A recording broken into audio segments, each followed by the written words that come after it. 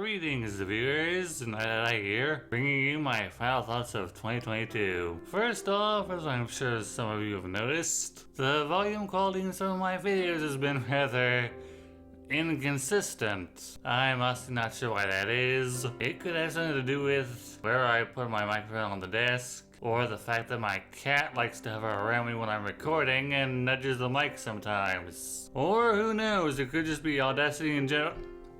Hello, Patches. Yes, that's my cat. Speaking of pets, my family has a new pup named Groot, who's an Australian Shepherd. And while he's a much-needed burst of energy into our lives, I feel like we're either gonna have to get his stomach pumped when we take him to the vet, or prepare ourselves for his premature death, given all the stuff we catch him chewing up and eating.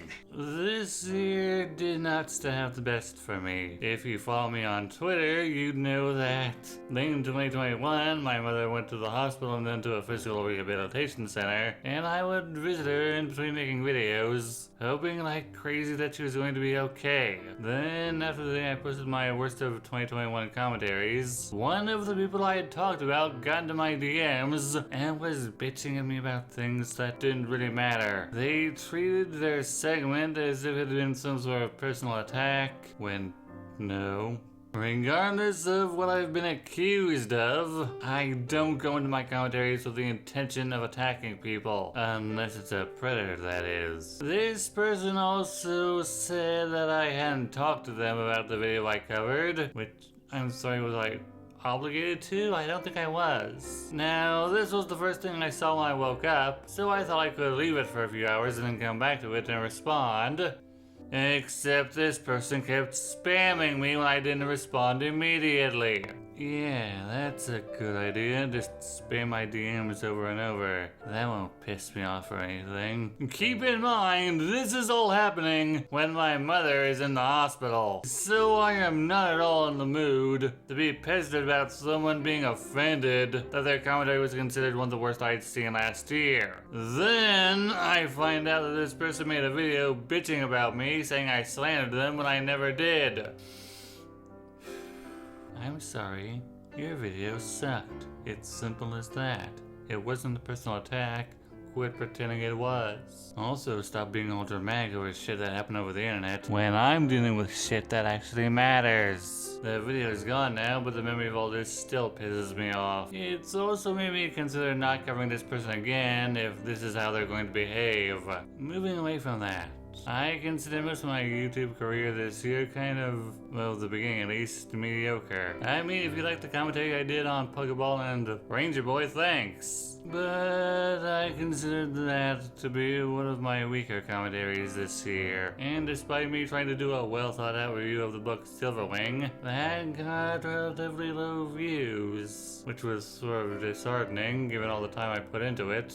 Like, whenever I do something like a review, my intent is always to spark a discussion in the comments section. And then I get a little depressed when I see that that hasn't happened, and people pay more attention to my commentaries. Oh, don't get me wrong, I'm glad that people paid attention to the videos where I talk about giving Pokemon types to certain Digimon and Kirby villains. But at the same time, I also wish I got the same audience engagement I had when I first started making videos. An example I can think of that happening is the video where I laugh about the Tiny Toons reboot making Buster and Bab's siblings. That got a lot of discussion going. But now, what I suspect you're all waiting for. Me talking about the commentary I did on Umbrus this year.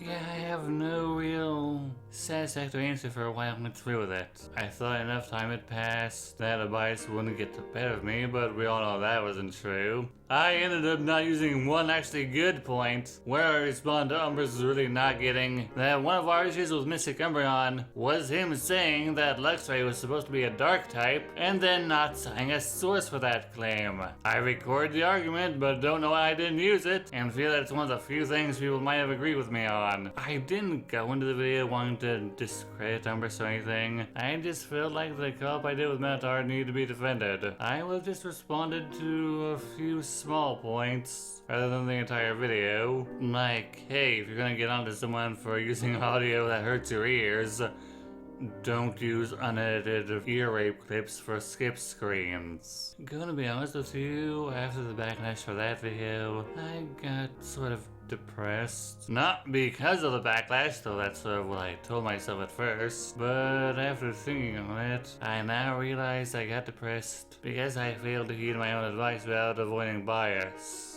That, and again, to me feeling like I had been doing rather mediocre at the start of the year, made me consider maybe I should just give up being a content creator. Maybe I'm just not good at making videos anymore. Hell, the only thing people seem to respond to is my commentaries, and if I suck at those now, why should I even continue making videos? Now, obviously I haven't given up making commentaries or doing videos in general, but the point is, this kind of hit hard.